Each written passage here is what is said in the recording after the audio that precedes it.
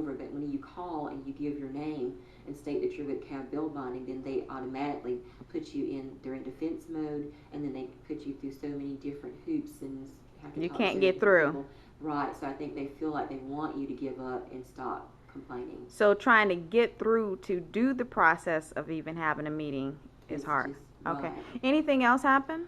Well, the other thing is the raid. There was a raid of my home, which was really major. I woke early one morning to hear car doors slamming outside of my home.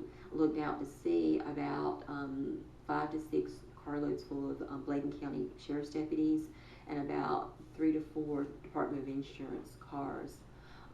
Went to the door, and Mickey Biggs was front and center.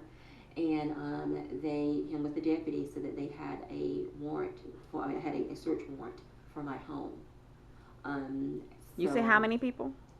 There was at least 10 people, and I have photographs to document that. A raid. Right, they raided the home. Department of Insurance saw fit to have at least 6 officers, at least 5 to 6 officers at my home.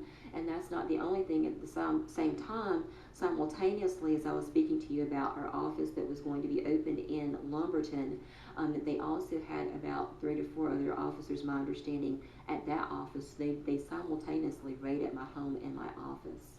And so my son and I were at home while they went through our house top to bottom. Mickey Biggs was not allowing me to go upstairs with him while he was upstairs searching my home. And I confronted him and I said, how do I know you're not what you're doing up here? And he instructed me that if I touched him at that time, that he could get me for assault on an officer. And so one of the deputies that I knew instructed me. He said, go back downstairs. You don't, just go ahead, go back downstairs. And so I then called my attorney, Gregory Thompson, and got him on the phone finally, and he was able to talk to, I think Mr. Kohler was actually there at my house. He was one of the agents there from Department of Insurance, if I'm not mistaken. Anyway, he spoke with Al Kohler or someone else from Department of Insurance and told them that you need to let her go with you as you're going throughout the house. Well, by this time, they had pretty much concluded the upper part of the house and, raid. Didn't Mickey Biggs pull a gun on you or something?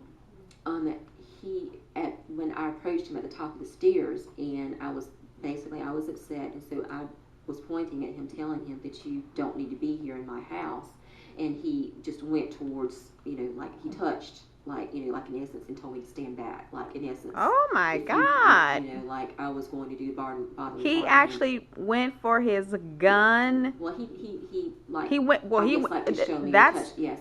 And, that's going for your gun. Right. I mean, why else would you put your hand anywhere there's near all these officers and these other deputies and agents there. And like I said, I just didn't want them to be upstairs in my home without me seeing what they could have been doing up there without me. And so when I went to him, I was upset, and I was probably pointing my How finger did at him, you but I feel didn't touch him. how did you feel to watch him go for his gun? How did that feel? Well, And now, when you look back on it, how does it feel? Well, it's one of the lowest points probably in my life, because how can I wasn't attempting to threaten him with any bodily harm or anything like that. That was the first time I've had an officer or anyone pull a gun on me of that sort. So it made me feel really, really, really bad, really violated, really just like anything could happen at that moment, and him not have to even be accountable for it, because he's able to, basically show me, look, I've got this gun. If you don't get away, you could be, charged with assault on a government official. And these people are saying, well, you need to get back. The officers are telling me, you need to go back downstairs, ma'am. So, and they kept our phones. They asked for our phones, and then it wasn't until I stated to them, those are not in cab bill bonding's names. Those are in our individual names, that they gave those back. But then, needless to say, they had a drug dog outside. When I went outside, I heard barking, and we don't have a dog, and so I happened to look. There was a drug dog outside.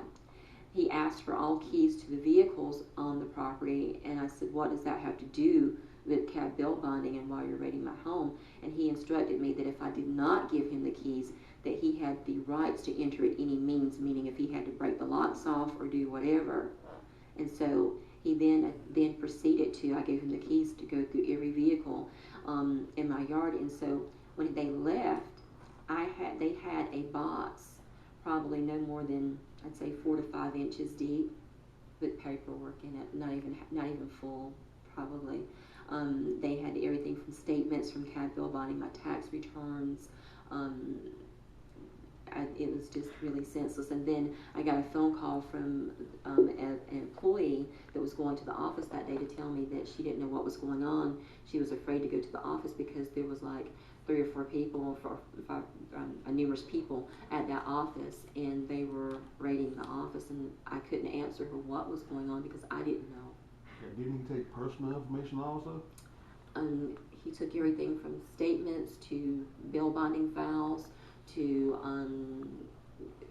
he took a whole gamut of things, like just regular, like my personal, like BB&T statements that had nothing to do with CAD bill bonding. Yes, he took different mailings that I had, different things like Satellite Direct, where we had just a contract with them.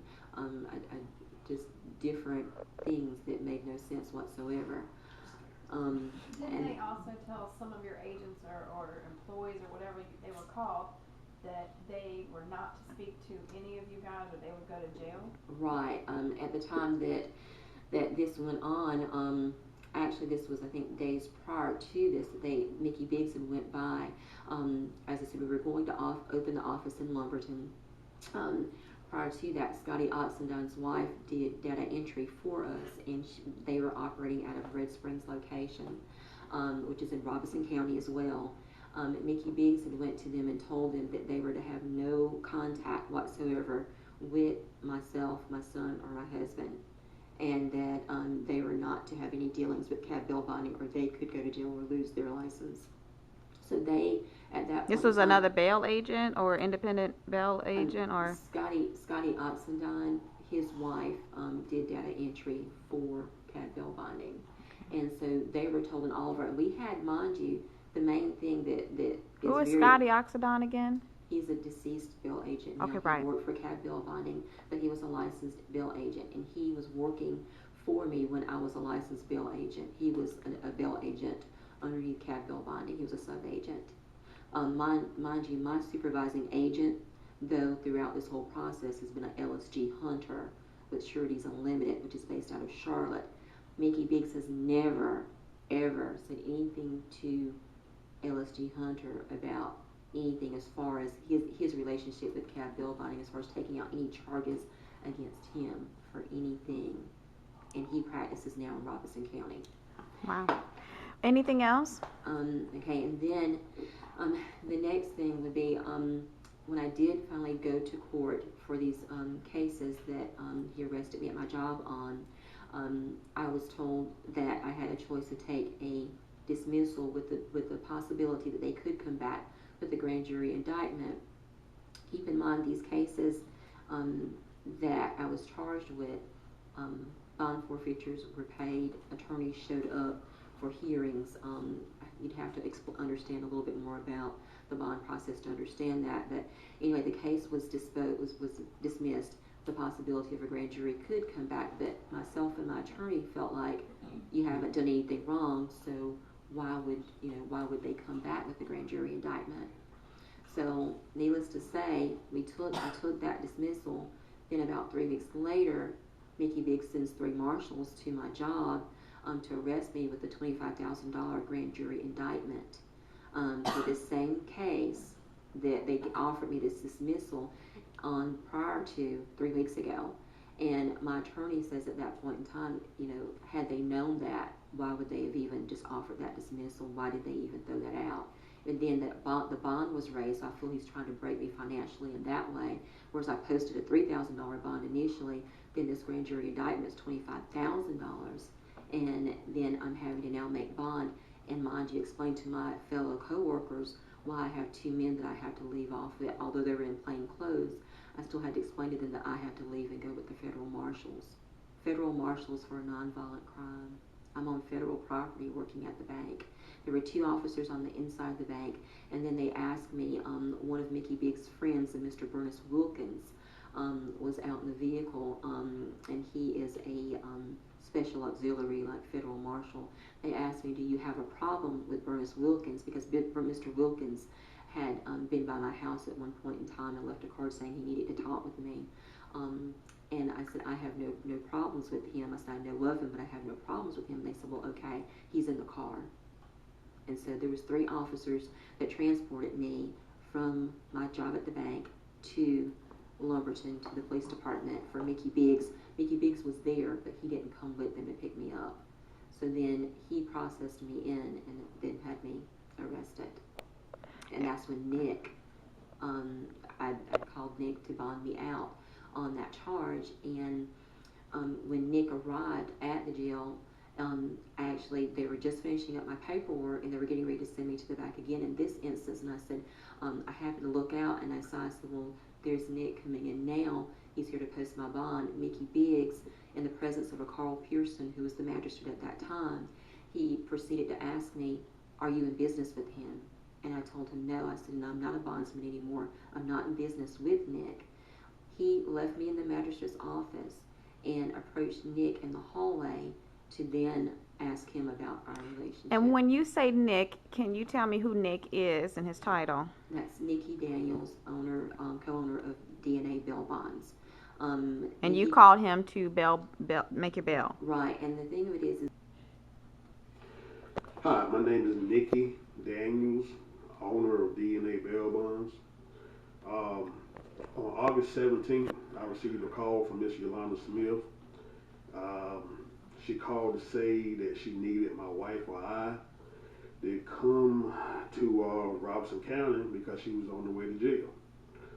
Once I arrived in Robeson County, I was approached by Mr. Mickey Biggs, Mr. Mickey J. Biggs, and he pretty much drilled me, why was I here, what was my relationship with Yolanda Smith.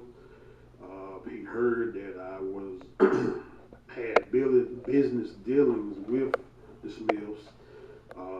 Also made mention to Merlin Smith. He's a fugitive and a felon. From then on, I told him I had no business dealings with the Smiths. And he said, if I find out that you do, your license will be in jeopardy. So are you saying that, or just please repeat that last part. Repeat that for me again. Mr. Mickey J. Biggs said if he found out that I had any business dealings with Merlin or Yolanda Smith, that my license will be in jeopardy. Okay. I proceeded to bond out Yolanda Smith. This occurred on a Wednesday in Robeson County. By Monday, Mickey J. Biggs appeared in my office in Johnston County along with Miss Twyla Covington, another DOI criminal investigator officer. Mm-hmm. When they came in, Miss Covington spoke with me and my wife about some other dealings we had with another bondsman in Johnston County. And then once we finished with her, she said she was going to turn everything over to Mr. Mickey Biggs.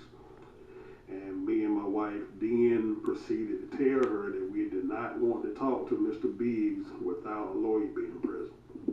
Mm-hmm. The rest of it, I'll turn over to my wife. Well, I have a question for you. Okay, you said DOI agent. DOI stand for what now? Department of Insurance.